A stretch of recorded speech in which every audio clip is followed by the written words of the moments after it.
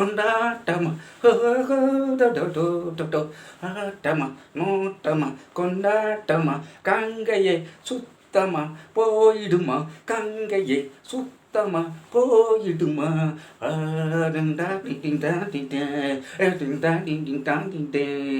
எனக்கு எதுக்கு இந்த ஆட்டம் கொடுத்த ஆட்டம் இல்லை. நான் இன்னும் கொஞ்சம் எந்திரிச்சு நின்று வேலை பார்த்தேன். அதாவது நாம் வீடியோ அமைக்கிறது வந்து அலைபேசியை வச்சு இந்த கேமராவில் மூலமாக வீடியோ அமைச்சிருந்தோம். நம்ம அதுக்கான கேமராக்கள்லாம் வச்சுருந்தோம்னு வைங்க, இன்னும் கொஞ்சம் சிறப்பாகவே நடித்து, அதாவது துணைக்கு ஒருவர் இருந்தால் இன்னும் கொஞ்சம் சிறப்பாக நடித்து வீடியோ போடுவோம். அதில் ரசனை அதிகமாக இருக்கும். ஆனால் அந்த மாதிரியான ரசனையை கொண்டு வரதுக்கு நமக்கு போதுமான பலம் இல்லை. கஞ்சிக்கே வழி இல்லை. எப்படியோ வெள்ளச்சட்டையோடு வந்து உட்காந்து வீடியோ போட்டுக்கிட்டு இருக்கோம்னு வச்சுக்கிடுங்களேன். இது இந்தியாவினுடைய தரித்திர நிலைமை. அதுக்கு ஏன் நிலைமையை உதாரணமாக சொல்ல வேண்டியிருக்கு. ஏன்டா அதுக்கு வழி இல்லைன்னா வேறு வேலையை பார்த்து போக வேண்டியதுனடான்னு நீங்கள் கேட்குது எனக்கு புரியுது. இதயத்தில் பிரச்சனை, ஆமாம், இடுப்பில் பிரச்சனை, உண்மையாகவே பிரச்சனை இருக்குது. இதயத்தில் பிரச்சனை, அதாவது இதயத்தினுடைய அந்த இதயத்தை ஒட்டிய அந்த வென்ட்ரிக்கிளில் கிழிவு இருக்குது. அந்த கிழிவில் இருந்து ரத்தம் இதயம் பீச்சு அடிக்கும்போது அந்த கிழிவு வழியாக ரத்தம் வெளியேறும்போது அந்த ரத்தம் உறைவு ஏற்படாமல் இருப்பதற்காக நான் தொடர்ந்து மாத்திரைகள் எடுத்து வருகிறேன். ஆகையால் கடினமான வேலைகள் என்னால் செய்ய இயலாது. தொடர்ச்சியாக பேசுறதுக்கு நான் சிரமப்படக்கூடிய நிலையில் தான் இருக்கேன்னா கூட, ஆனால் பேசுவது எனக்கு பிடித்தமான ஒரு வேலைன்னு வச்சுக்கிடுங்களேன். அதனால் பேசுனேன். மற்றபடி விவசாய வேலைகளை முடிச்சு மட்டும் என்னால் செய்துக்கிட்டு தான் இருக்கேன். ஆனால் கடுத்தமான வேறு வேலைகளை, மாற்று வேலைகளை செய்ய முடியாத நிலையில் இருக்குது. அதனால் நான் கஷ்டமாக இருக்கேன். அதை வச்சுக்கிடுவோம். அதாவது விவசாயிகளுடைய வருமானத்தை நான் வந்தால் இரட்டிப்பாக்கி விடுவேன். யார் வந்தால்? ஐயா 56 இன்ச்சு மோடி அவர்கள். நமக்கு அவ்வளோ இன்ச்சுலாம் இல்லை, 40 இன்ச்சு தான். 56 இன்ச்சு மோடி அவர்கள் வந்தால் விவசாயிகளுடைய வருமானத்தை இரட்டிப்பாக்கி விடுவேன்னாரு. அந்த 2000 ரூபா போட்டாரா? நான் முதல்ல போட்ட வீடியோவே அரண்டவன் ஜாமி சேனலில் நான் முதலில் போட்ட வீடியோவே 2000 ரூபா. நானும் ஒரு விவசாயி தானே, எனக்கு முதல்ல அனுப்பினீரே, அடுத்து ஏன் அனுப்பலை, எதுக்காக அனுப்பலை அப்படின்னு தான் கேள்வி கேட்டு போட்டேன். அந்த வீடியோ போட்டேன். அதே கேள்வியை திரும்பவும் வைக்கிறேன். ஏன்னா வருஷத்துக்கு ஒரு தடவை கூட வரதில்லை. வருஷத்துக்கு 3 தடவை 2000 வரணும். ஆனால் அது வரதில்லை. மொத்தம் 16 முறை எத்தனை தடவை போட்டுட்டேங்காரு. எனக்கு 4 முறை கூட வரல. அதை பற்றி ஒன்றும் இல்லை. இந்த முறை வருமானு எதிர்பார்த்து காத்திருக்கிறோம். போன அலாட்டில் உள்ளதே வரல. அதுக்கு அடுத்த அலாட்டில் இந்த 8வது மாதம் முடிய வரணும், அதுவும் வரல. இனிமேல் எந்த மாதம் வருதோ அவருக்கு நினைவு வந்தால் வரும் அப்படின்னு வச்சுக்கிட்டீங்கன்னா, தேர்தல் வந்தால் வரும். அதுவும் எல்லோருக்கும் வருமா அது தெரியாது. போட்டு விடுங்க. விவசாயிகளுக்கு 16 ரூபா 50 பைசா கொடுத்து அவர் அடுத்து தள்ளிடுவார் அப்படின்னு நம்புவோம். அதான் இரட்டிப்பான வருமானம். ஒரு நாளைக்கு 16 ரூபா 50 பைசா கொடுக்குது, இரட்டிப்பான வருமானம். வருஷத்துக்கு 6000 கொடுத்தா தான் 16 ரூபா 50 பைசா. இது வருஷத்துக்கு 6000 வரல, அது வேறு விஷயம். அதாவது சொன்னதெல்லாம் செய்ய முடியாது. ஏன்னா அவர் செய்ய மாட்டார்ல. 15 லட்சம் ரூபா ஒவ்வொருத்தருடைய வங்கி கணக்கிலையும் போடுவோன்னு சொன்னார். போட்டாரா? நமது 56 மோடி அவர்கள் போடலை. நம்பி தொலைச்சோம்ல. ஒரு முறையா, 2 முறையா, 3வது முறையும் நம்பி இருக்கோம்னா நம்ம எவ்வளோ மடப்பயில, எவ்வளோ முட்டாப்பயில்வ. தமிழ்நாட்டில் இல்லைங்களா? தமிழ்நாட்டில் இப்போ கொஞ்சம் அதிகமாக இருக்காங்க. போய் சொல்லலை, உண்மையிலே சொல்லுது, அதிகமாக இருக்கும். ஆமாம், நிஜமாலுமே மக்களுடைய நாடி பிடிச்சி பார்த்துக்கிட்டு இருக்கோம்ல, அதிகமாக இருக்கான். அது வந்து சீமானால் விளைந்த தோஷம், விஷம் விதைக்கப்படுகிறது. சரி, விடுங்க. அது நமக்கு ஒரு பிரச்சனையாக இல்லை. நம்ம ஏதோ ஒரு டைவர்ட் ஆகி போயிட்டுருக்கோம் அப்படின்னு தான் தோணுது. இவன் போட்ட ஆட்டத்துக்கும் இதுக்கும் என்னமோ டைவர்ட் ஆகி போகுது அப்படின்னு நினைக்கிறீங்களா? என்ன டைவர்ட்டுன்னு பாருங்கள். आयोजित किया गया है एक काफी दिनों से। आज का दिन मेरा कार्यक्रम है और मुझे बहुत ही खुशी होती है कि आज के दिन मैं मेरी जो गंगा जो डांस बैले है, नृत्य नाटिका, उसे प्रस्तुत करने जा रही हूँ। और गंगा के तट पर ही मुझे करने को मिल रहा है। ये इससे बड़ा सौभाग्य किसी कलाकार का और कुछ हो ही नहीं सकता है ना। அம்மையார் ஹேமமாலினி பேட்டி. அம்மையார் ஹேமமாலினின்னா யாருன்னு தெரியும். பழம்பெரும் நடிகை, இந்தி நடிகை, தமிழ்லையும் நடிச்சிருக்க கூடும். பரதநாட்டியம் இது வந்து ஆடுவாங்க, அதனால் நடிச்சிருக்க கூடும். அவங்கள பற்றி நமக்கு தெரியாது. அவங்க என்ன பண்ணியிருக்காங்கங்கிறது உங்களுக்கு தெரியுமா? கங்கை நதியை, புனித நதியை, புனிதம்னு அவங்க சொல்லுவாங்க, நமக்கு அதில் புனிதம் கணிதம் இல்லை. ஏன்னா கொரோனா காலத்தில் வந்து கங்கை நதியில் வந்து கொரோனாவை தீர்க்கக்கூடிய மருந்து இருக்குது அப்படின்னு சொன்ன உடனே டாக்டர் குழுவெல்லாம் நியமித்து, ஆராய்ச்சியாளர் குழுவை நியமித்தது ஒன்றிய அரசு. அப்போ எவ்வளவு அறிவுத்தனம், சங்கிமங்கித்தனம் அரசுக்கு இருக்குது, அரசை ஆளுபவருக்கு இருக்குன்னு நினச்சியல்னா அதுக்கு நாம் பொறுப்பில்லை. எந்த விதத்திலும் நாம் பொறுப்பில்லை. ஆட்சியை பிடிப்பதற்கான கை தேர்ந்த, அதாவது மூளை வலிமை மிக்க, அவள் வந்து எப்போதுமே மூளை வலிமை மிக்கவர்கள் என்பதில் ஐயப்படக்கூடாது அவர்கள் அப்படின்னு வைக்கலாம். அந்த அறிவு இருக்குது. ஆட்சியை எப்படி பிடிக்க வேண்டும், எங்கே கலவரம் நடத்த வேண்டும், எங்கே எதை சொன்னால் மக்கள் ஏமாந்து வாக்களிப்பார்கள் என்று பார்த்து ஆட்சியை பிடிப்பார்கள். இப்போ கர்நாடகாவில் அவர்களுடைய கூட்டணி கட்சி தலைவருடைய புள்ள ரேவண்ணா, அவருடைய பிரச்சுவல் ரேவண்ணான்ட்டு பையனும் என்ன பண்ணியிருந்தாங்க, அதெல்லாம் எண்ணிக்கை நூற்றுக்கணக்கான பெண்களை பாலியல் வன்கொடுமை செய்திருக்காங்க, வீடியோ எடுத்து வச்சுருந்துருக்காங்க. ஆனால் அதெல்லாம் வெளிவந்தும் கூட பிஜேபி அங்கே கணிசமான, காங்கிரஸை விட அதிகமான தொகுதிகளை கர்நாடகா மக்கள் அவர்களுக்கு கொடுத்து விட்டார்கள் எம்பி எலெக்ஷனில். அப்போ அவர்களுக்கு வந்து வாக்கை எப்படி அறுவடை செய்ய வேண்டும், எவன் எவ்வளவு கேவலமான கீழ்த்தரமான பெண்ணை அடிமைப்படுத்தினாலும் சரி, பெண்ணை கொலை செய்தாலும் சரி, பெண்ணை வன்கொடுமை செய்தாலும் சரி, அதெல்லாம் மக்கள் பார்க்க மாட்டாங்க. இவங்க சொல்லுது அந்த மத வெறி,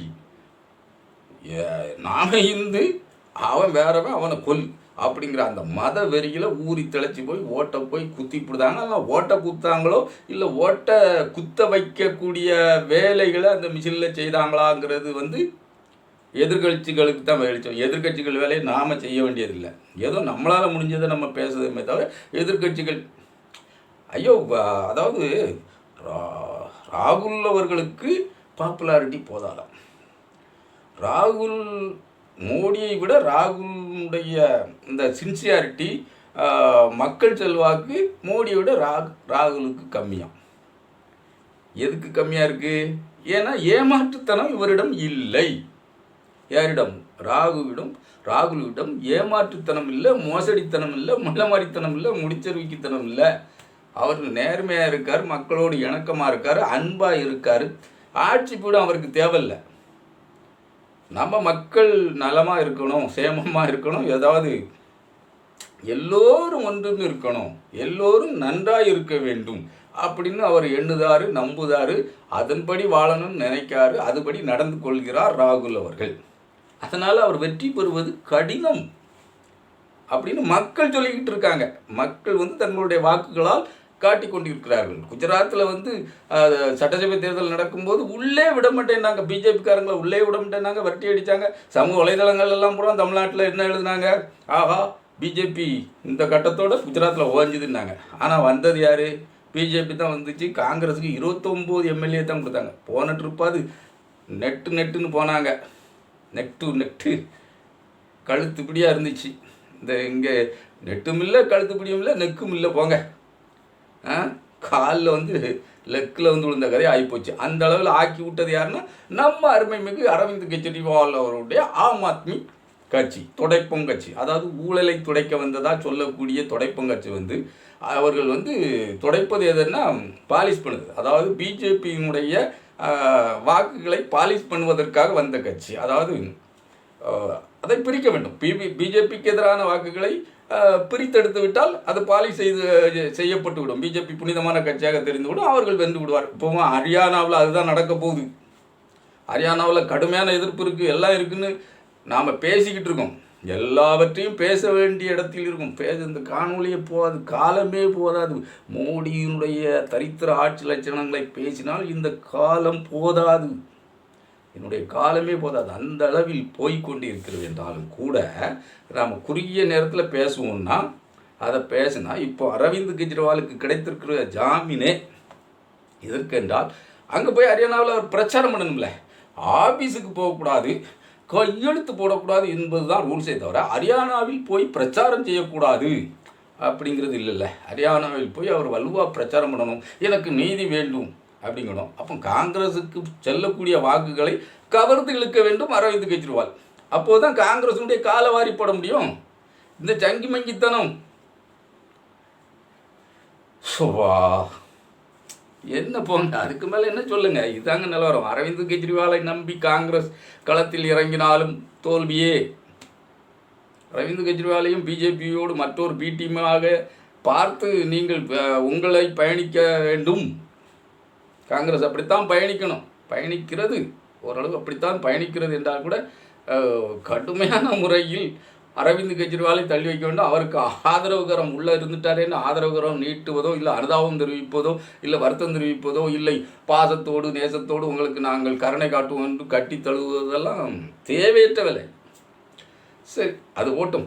இப்போ நம்ம ஹேமமாலினி அவர்கள் கங்கா நதி சுத்தமாகணும், புனித கங்கை நீர் சுத்தமாகணுன்ட்டு டான்ஸை ஆட்டமா நோட்டமா டங்கடங்கடன் அப்படின்ட்டு போட்டு ஆட்டம் போட்டிருக்காங்கன்னு வைங்களேன். உண்மையிலே இது இந்தியா முழுமையிலும் மக்கள் 140 கோடி பேர் இருக்காங்க. இந்த 140 கோடி மக்களும் என்ன சிந்திக்கிறாங்க அப்படிங்கிறத பார்த்தா ரொம்ப பெரிய கேள்விக்குறி, பெரிய கேள்விக்குறி. உங்களை அவ்வளோ பேரையும் தலையில் மசாலா தடவி மிளகா தடவி அரன்னு அரைச்சி அவன் சாப்பிட்டுக்கிட்டே இருக்கான. உங்களுக்கு என்னவா புரியுதா? 33,000 கோடி ரூபா கங்கையை புனிதப்படுத்துவதற்கு, அதாவது சுத்தப்படுத்துவதற்கு 33,000 கோடி ரூபா ஒன்றிய அரசு நிதி ஒதுக்கி இருக்கிறது. இந்த ஏழைப்பாளைக்கு நிதி ஒதுக்கியிருக்கா ஒன்றிய அரசு? இல்லை.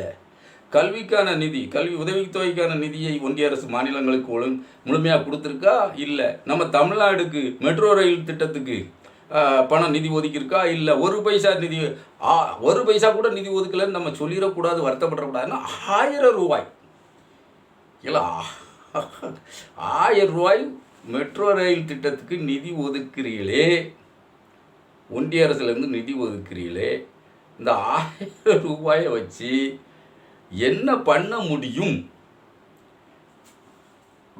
இந்த நான்தமிழர் ஜோம்பி பயில்வெல்லாம் இந்த சீமான் தற்கூரி எல்லாம் இதை பற்றி கேட்கணும். 1000 ரூபா நிதி, 1000 ரூபா மக்களுக்கு மாநில அரசு நிதி கொடுத்தா, ஒவ்வொரு மக்களுக்கும் மாநில அரசு நிதி கொடுத்தா அதை பற்றி அவதூறு பரப்புவதும் கேள்விக்கு உள்ளாக்குவதும் கேலி கூத்து செய்வதும் இந்த காளியம்மா போன்ற சீமானின் பிசிறுகள் கேலி கூத்து அவதூறு அப்போ வன்மம் பரப்புவது. 1000 ரூபாய் வைத்து நீங்கள் என்ன செய்து விட முடியும்? மீன் பிடிக்க கற்றுக் கொடுக்க வேண்டியதானே, மீனை ஏன் கொடுக்கிறீர்கள் அப்படின்ட்டு. ஐயோ அவர்களுக்கெல்லாம் இப்போ பதில் சொல்ல இப்போ நேரம் இல்லை, அடுத்த வீடியோக்குள்ளே பேசிக்கலாம். அப்படி பேசுவது இந்த மாதிரி சிண்டை பண்ணால், நீ மெட்ரோ ரயில் திட்டத்துக்கு 1000 ரூபா நிதி ஒதுக்கியிருக்கியே, எங்களுடைய ஜிஎஸ்டியை புரியாமல் வாங்கி வாயில் போட்டுக்கிட்டே எல்லாம் உத்தரப்பிரதேசத்தில் கொண்டு மண்ணில் போடுதியே, அங்கே ரோட்டில் போட்டால் ரோடும் பிஞ்சு போகுது, பாலமும் உடஞ்சி போகுது, சிவாஜி சிலையும் நொறுங்கி போகுது. 6 மாதத்தில் ஒரு பிரதமர் திறந்து வைத்த சிவாஜி சிலை, மகாராஷ்டிராவுடைய மகாராஜா சிவாஜி சிலை நொறுங்கி போச்சே, கீழே விழுந்து உடஞ்சி போச்சே. அப்போ நீ என்ன லட்சணத்தில் அதை கட்டியிருக்க? உன்னுடைய ஊழல் என்ன? பல லட்சம் கோடி ரூபா ஊழல், எல்லா விதத்திலும் போடுறதுல ஊழல், எதுலனாலும் ஊழல். இந்த எதிர்கட்சி ஊழல் பண்ணுதுன்னு சொல்லி ஆட்சி படத்துக்கு வந்த நீ அத்தனையிலும் பிஎம் கேர் ஃபண்டு வச்சுருக்க. பிஎம் கேர் ஃபண்டு பற்றியும் வெளியே எதுவுமே சொல்ல மாட்டேன். யார் 30,000 கோடி ரூபா டாடா நிறுவனத்துக்கு கடன் தள்ளுபடி பண்ணாங்க பிஎம் கேர். அவன் 1500 கோடி ரூபா பிஎம் கேருக்கு கொடுக்கான். அவனுக்கு கடன் தள்ளுபடி 30,000 கோடி ரூபான்னு 1500 கோடி பிஎம் கேருக்கு கொடுக்கான். நீ அந்த பணத்தை எப்படி செலவழிச்சா? அந்த பணம் மட்டும் இல்லை, இன்னும் 10,000 கோடி ரூபா, லட்சம் கோடி ரூபா கூட வந்திருக்கும். ஆனால் அந்த பணத்தை எப்படி செலவழித்தாய், எங்கே செலவழித்தாய், எவ்வாறு செலவழித்தாய், யார் யாருக்கெல்லாம் செலவழித்தாய், கணக்கும் இல்லை, வழக்கும் இல்லை, யாருக்கும் சொல்வதாயும் இல்லை. தகவல் உரிமை சட்டமாக அதெல்லாம் அதுக்கு அந்த வரம்புக்களே வராது. இப்படி ஒரு இரும்பு திரையை போட்டுக்கொண்ட இந்த அரசாங்கம், ஒன்றிய அரசாங்கம் நியாயமாக நடந்துக்கிட்டு இருக்கா? இந்த கங்கை நதியை சுத்தப்படுத்த 33,000 கோடி ரூபாயை ஒதுக்குனிய. ஹேமமாலினி வந்து டான்ஸ் ஆடியாச்சுன்னா 33,000 கோடி ரூபா ஒதுக்குன நிதி செலவாகி கங்கை தானாக சுத்தமாயிருமா? ஏன் ஹேமமாலினியை டான்ஸ் ஆடுறதுக்கு இங்கெங்கே உள்ள எங்கெங்கெல்லாம் சாக்கடை தேங்கி இருக்கோ அங்கெல்லாம் வந்து ஒரு டான்ஸ் ஆட சொல்லிடக்கூடாது? ஹேமமாலினி டான்ஸ் ஆடினா சாக்கடைகள் சுத்தமாகும்ல, கங்கை சுத்தமாகுத மாதிரி சாக்கடை சுத்தமாயிரும்ல. ஏன் ட்ரைனேஜுக்குள்ள இறக்கி விடு. எதுக்கு போட்டு வம்புக்கு? நிறைய இடங்கள்ல அடப்பு எடுக்க முடியாமல் கிடக்கு. அம்மா வந்து ஒரு டான்ஸு, ஒரு தெருவுக்கு ஒரு டான்ஸு போட்டால் கூட போதும், அவ்வளவு ட்ரைனேஜும் க்ளீன் ஆயிரும்ல. ஒன்றிய அரசு தான் கேட்க. ஹேமமாலினி இறக்கி விட வேண்டியதுன்னா அவங்க ஒரு டான்ஸ் போட்டால் எல்லாம் சுத்தமாயிரும்ல. ஏன் குஜராத் முழுமையும் இந்த மலையால் ரோடெல்லாம் பிஞ்சு போச்சு, கீழ் நிலையாக இருக்குது. மகாராஷ்டிரில் அந்த மாதிரி தான் நிலைமையாக இருக்குது. உத்தரப்பிரதேசத்தில் ரோடு அறவே மோசமாக இருக்குது. பீகாரில் பாலங்கள்லாம் உடஞ்சி விழுதில்லை. உடஞ்சி விழக்கூடிய பாலத்துக்கிட்ட நின்று ஒரு டான்ஸ் போட்டுற வேண்டியதானே? ஹேமமாலினி அவர்கள் ஒரு டான்ஸ் போட்டால் அந்த பாலம் உடையாதில்ல. அத்தனை வலிமை மிக்கவர்கள் அல்லவா ஹேமமாலினி அவர்கள். இன்னும் என்னெல்லாம் கேட்கலாம், எதெல்லாம் கேட்கலாம். ஏன் அதை விட விடுக்கலை? தேர்தல் ஏன் நடத்துதியா? ஹேமமாலினியை விட்டு ஒரு டான்ஸ் போட்டால் முடிஞ்சுது. ஆமாம், எலெக்ஷன் ரிசல்ட்டு தானா டான்னு வந்து விழுந்துட்டு போகுது. ஆமாம், இவர் பிரதமராக, இவருடைய கட்சியினர் இத்தனை இதுன்ட்டு வந்து விழுந்துட்டு போகுது. பொது மேடையில் ஒரு டான்ஸ் போட சொல்லிட வேண்டியதானே? இந்த தள்ளாத வயதில் இந்த அம்மாவுக்கு இந்த ஆசை எதுக்கு? எத்தனை கோடியை கொட்டி கொடுத்திய? எங்கே என்ன செலவு பண்ணணும்னு தெரியாமலே இந்த ஒன்றிய அரசாங்கம் செலவு பண்ணுதா? இப்போ நம்ம நிர்மலா சீதாராமன் டங்கு ஸ்லிப்பாகி கூட இல்லைங்க, ஐபேடை வச்சுக்கிட்டு பேசுகிறாங்க. ஆமாம், முத்ரா லோன் வந்து 50 கோடி பேருக்கு கொடுத்துருக்கோம். 20 லட்சம் 30 லட்சம் கோடின்னு வச்சுக்கிட்டுங்களேன், 50 கோடி பேருக்கு கொடுத்துருக்கோம். ஐபேடை வச்சுக்கிட்டு பார்த்துக்கிட்டு பேசுகிறாங்க. 50 கோடி பேருக்கு கொடுத்துருக்கோம் இந்தியா முழுமைக்கும். நம்ம மக்களே 140 கோடி பேர் தான். அப்போ அதாவது குடும்பங்கள்ங்கிற இதை பிரித்து பார்த்தா எத்தனை கோடி வருவாங்கங்கிறத அது அப்புறம் பார்ப்போம். ஆனால் தமிழ்நாட்டுக்குள்ளே வருவோம். தமிழ்நாட்டில் அதாவது 5 கோடியே 63 லட்சம் பேருக்கு முத்ரா லோன் வழங்கப்பட்டுள்ளது. முத்ரா அக்கௌண்ட் வச்சுருக்காங்க அப்படின்னு வச்சுக்கிடுவோமே. 5,61,000 5 கோடி 61 லட்சம் பேர், 5,61,000 இல்லை. இதுதான் டங்கு சிலிப்பு. ஐவேடு வச்சு பார்த்துக்கிட்டாலாம் எழுதி வைத்து பார்த்து கொண்டு ஒரு ஒன்றிய நிதி அமைச்சர் ஐபேடு வச்சு பார்க்காங்கல்ல, பார்த்துக்கிட்டு 5 கோடியே 63 லட்சம் பேருக்கு நாங்கள் முத்ரா லோன் வழங்கியிருக்கிறோம். 3 லட்சம் கோடி 3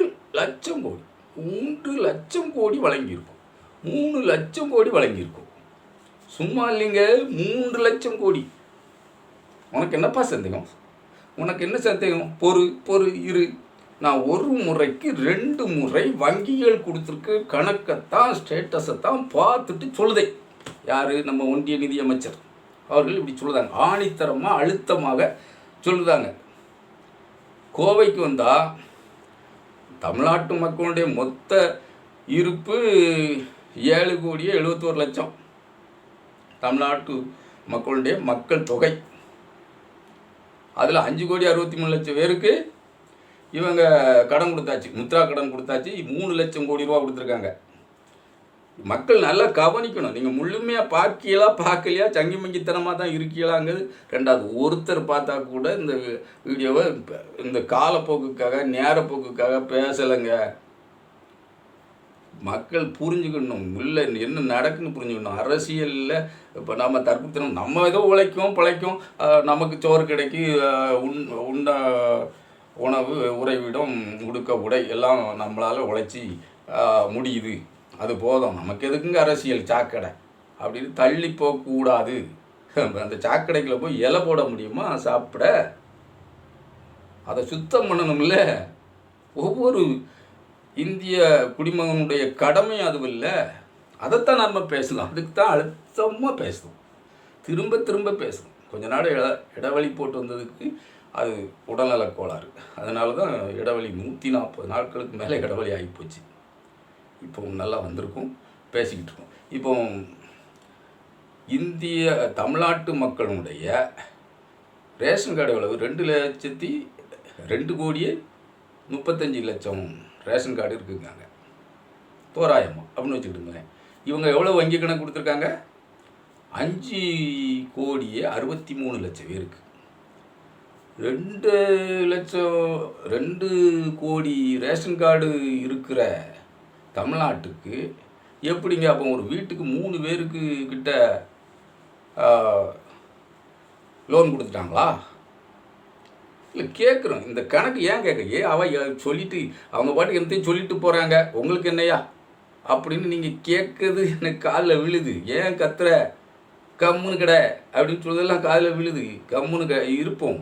இது ஏன் கேட்கணும்னா, கோவை மக்கள் 34 லட்சம் பேர் தான், அவங்களுடைய வாழ் மக்கள் 34 லட்சம் பேர் தான். அதில் 20 லட்சம் பேருக்கு முத்ரா கடன் கொடுத்து விட்டோம். 13,200 கோடி ரூபா நாங்கள் கடனாக ப்ரீஸ் பண்ணியிருக்கோம், அதாவது அள்ளி வழங்கியிருக்கோம் அப்படின்னு சொல்லுறாங்க. அது எப்படி சாத்தியம்? ஒரு நிருபரை கேட்குற, அது எப்படி சாத்தியம்மா? அப்போ நான் செக் பண்ணி தான்ப்பா சொல்லுதேன். நான் செக் பண்ணி இந்த டேட்டா செக் பண்ணேன். உங்களுக்காக வேணால் இன்னொரு முறை செக் பண்ணேன். எங்கே போய் ஒரு ஒன்றிய நிதியமைச்சர்கிட்ட சரியான டேட்டா இல்லாமல் பேசுகிறாங்களா? அப்படி பேசலாமா? டேட்டா இல்லாமல் பேசுகிறாங்களா? அப்படி பேசலாமா?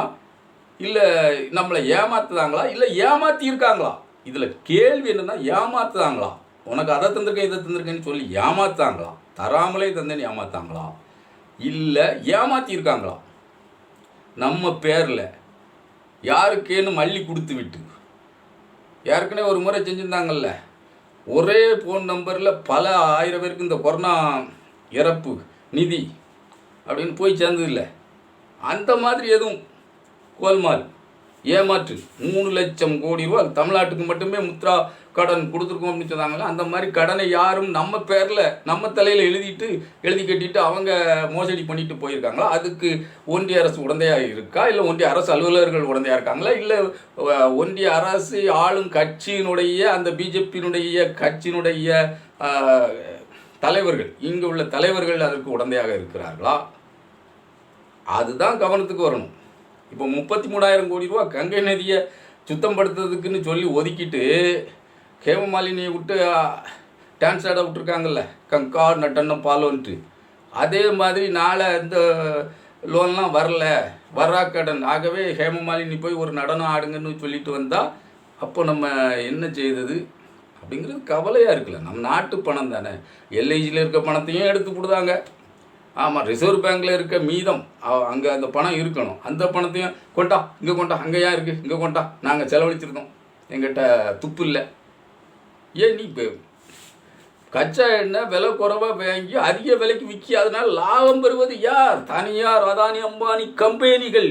மக்களுக்கு நீ குடிக்கியா? கம்மியான விலையில் குடிக்கியா? இல்லையே, மக்களை வருத்தி நொறுக்கி ஒடுக்கி முதுகெலும்பு உடைச்சி அதானி அம்பானி வளர்க்கிய. இது நியாயமா?